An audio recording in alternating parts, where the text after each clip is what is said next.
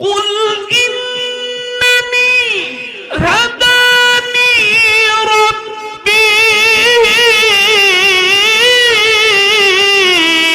إلى صراط مستقيم.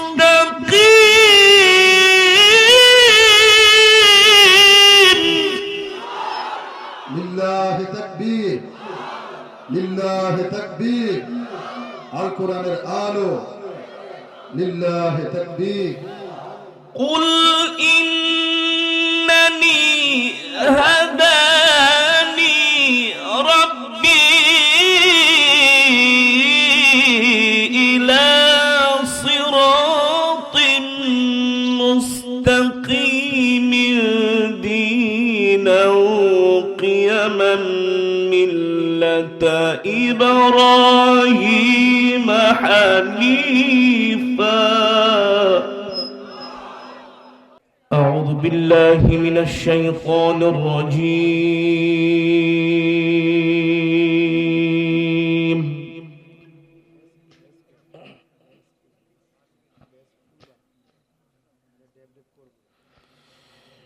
بسم الله الرحمن الرحيم.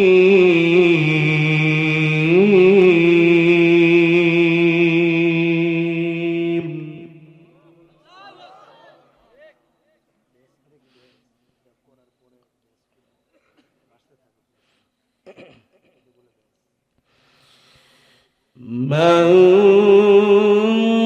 جاء بالحسنة فله عشر أمثالها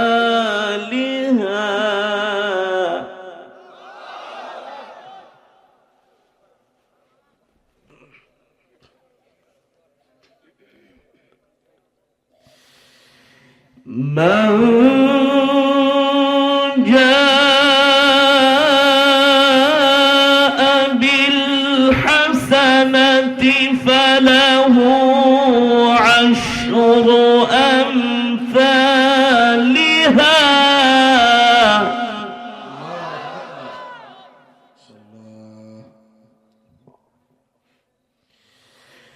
ومن جاء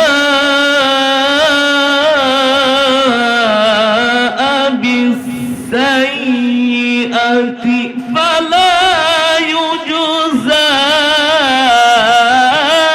إلا مثلها وهم لا يظلمون.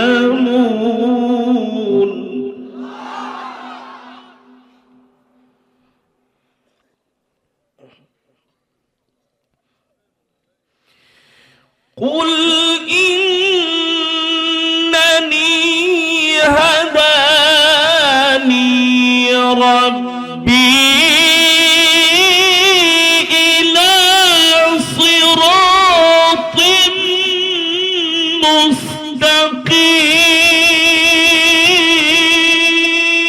مستقيم.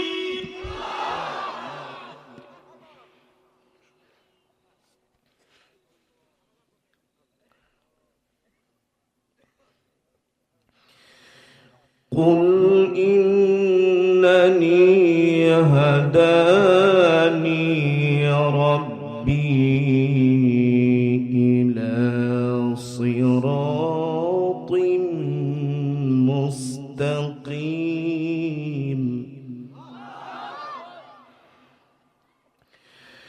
بسم الله الرحمن الرحيم.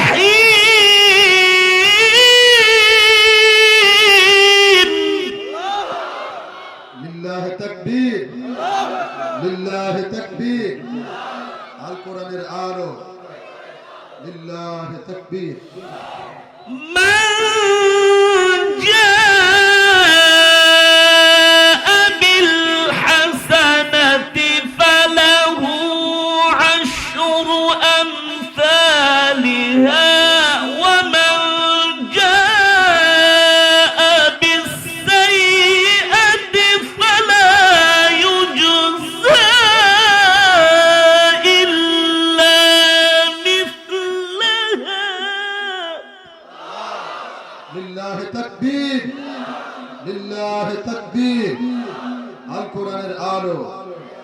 لله تكبير ومن جاء بالسيئة فلا يجزى إلا مثلها وهم لا يظلمون.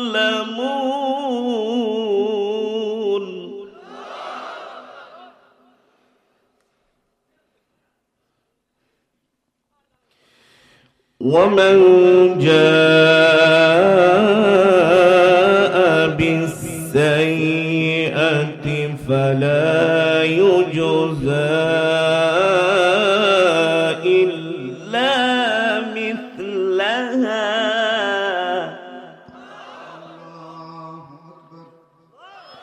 فلا يجزى إلا مثلها وهم لا يظلمون.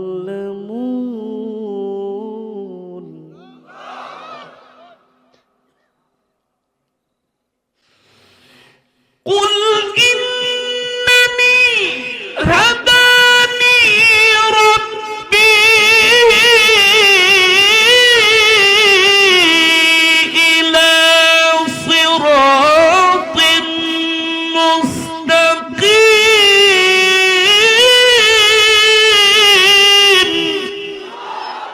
لله تكبير لله تكبير القرآن آلو لله تكبير.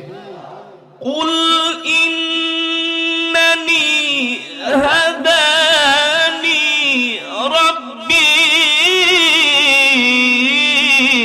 إلى صراط مستقيم دينا قيما ملة إبراهيم حنيفا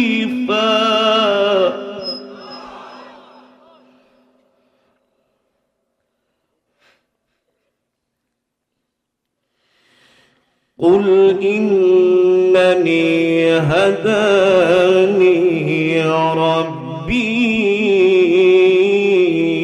إلى صراط مستقيم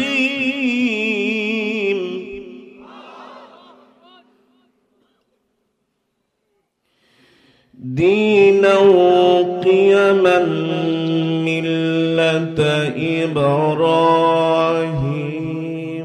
حنيفا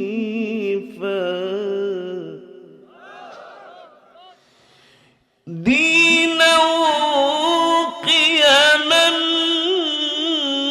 ملة إبراهيم حنيفا وما كان من المشركين.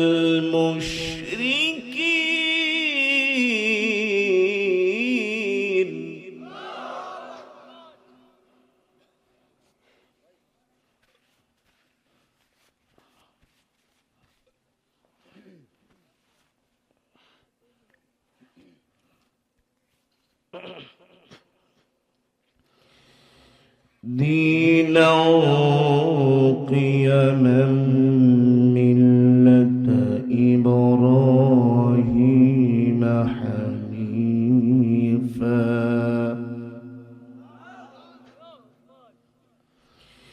ملة إبراهيم حنيفا وما كان من المشركين.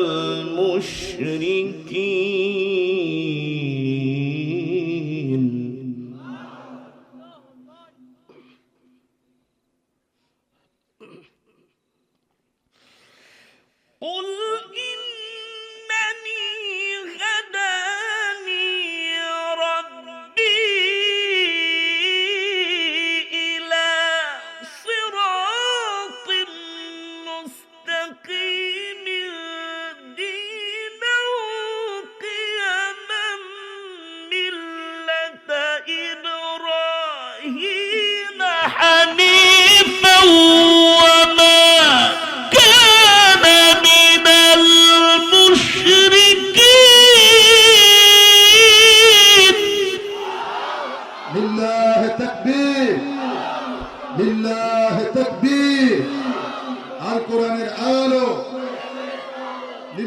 لله تكبير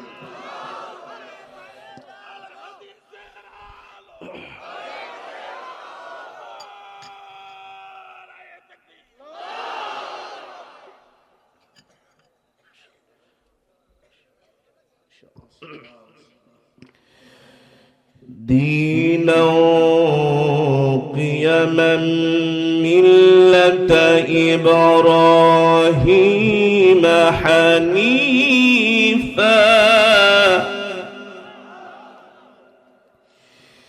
دينا قيما ملة إبراهيم حنيفا وما كان من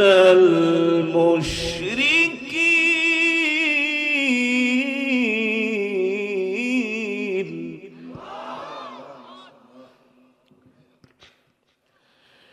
ملة إبراهيم حنيفا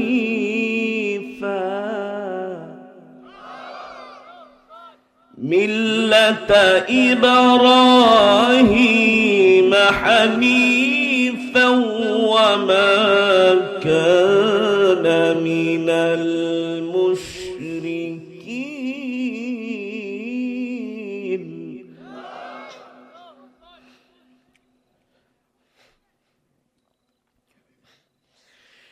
قل إن صلاتي ونسكي ومحياي ومماتي لله رب العالمين لا شريك له وبذلك أمرت وأنا أول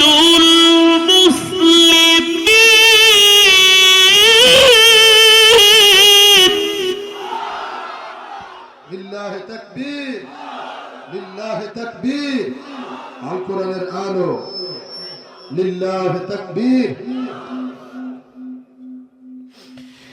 قل إن صلاتي ونسكي ومحياي ومماتي لله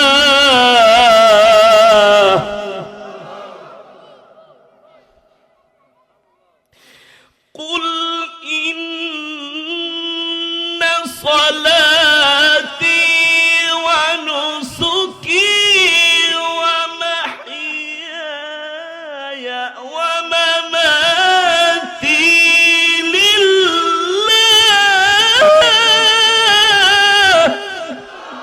لله تكبير لله تكبير الله أكبر كبير ما شاء الله اللهم افتح عليك يا رب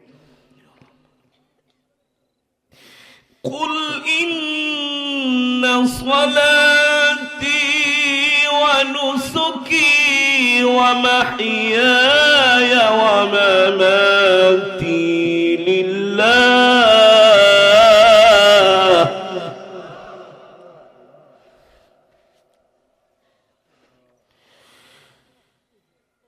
ومحياي ومماتي لله رب العالمين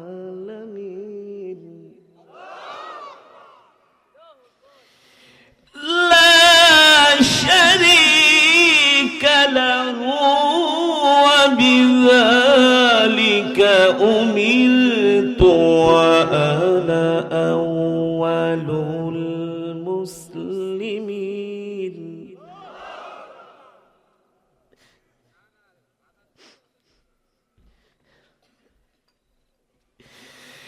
قل إن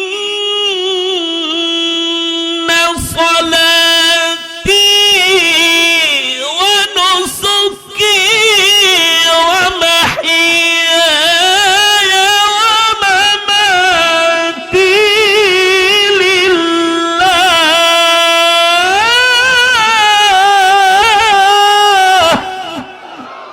لله تكبير لله تكبير কোরআনের আলো লিল্লাহ তাকবীর মাশাআল্লাহ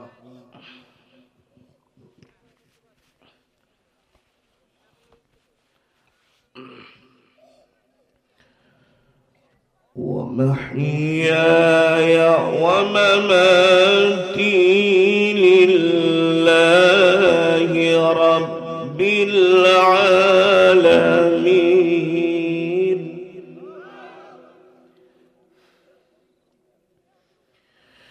لا شريك له وبذلك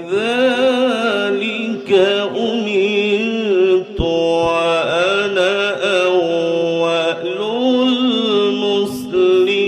المسلمين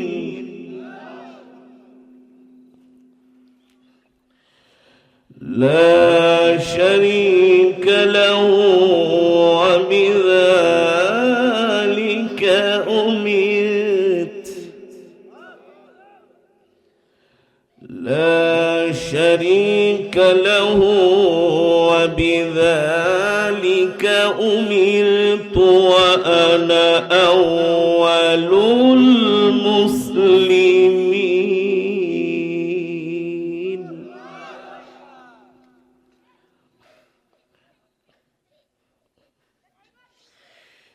قل إن صلاتي ونسكي ومحياي ومماتي لله رب العالمين لا شريك له وبذلك أمرت وأنا أول المسلمين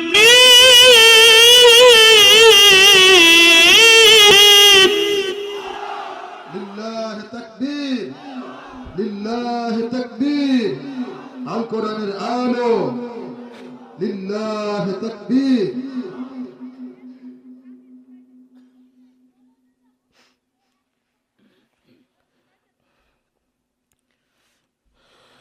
لا شريك له وبذلك أمرت وأنا أول المسلمين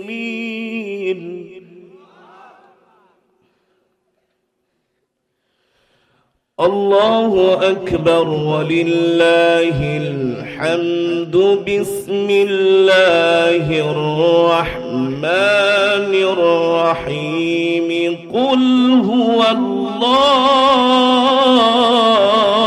الله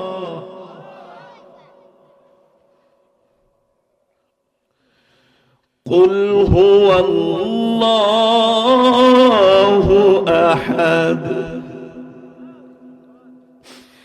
الله الصمد لم يلد ولم يولد ولم يكن له كفوا أحد بسم الله الرحمن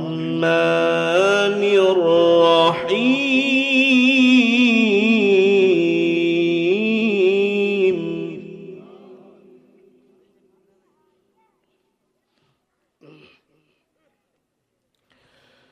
بسم الله الرحمن الرحيم قل هو الله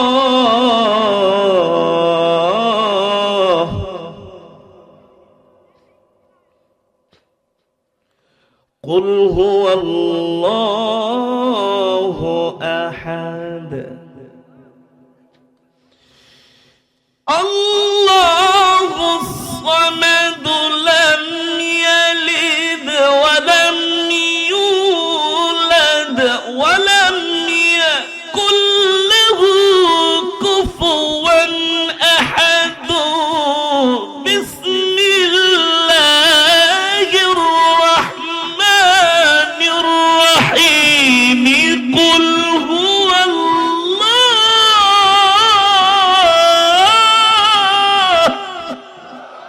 লিল্লাহ তাকবীর লিল্লাহি তাকবীর। আল কোরআনের আলো, লিল্লাহি তাকবীর।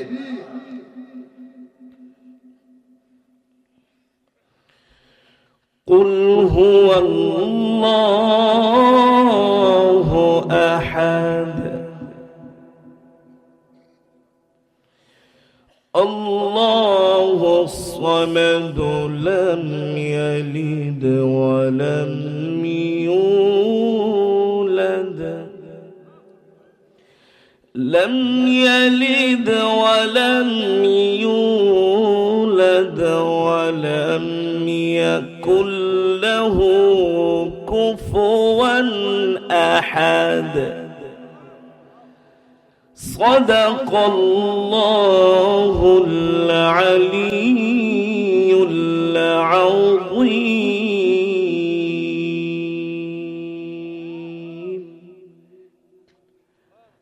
আমরা সকলেই বলি আলহামদুলিল্লাহ। আর মোহাব্বতের সাথে আওয়াজ করে বলি আলহামদুলিল্লাহ। আল্লাহর বান্দারা সমস্ত প্রশংসা কার জন্যে? আর মোহাব্বতের সাথে ঈমানের আওয়াজ দিয়ে বলুন কার জন্যে? একমাত্র মহান রব্বুল আলামিনের জন্য, ঠিক কিনা বলে? মুসলমান, আমাদের হায়াতের মালিক কে? আমাদের রিজিকের মালিক কে?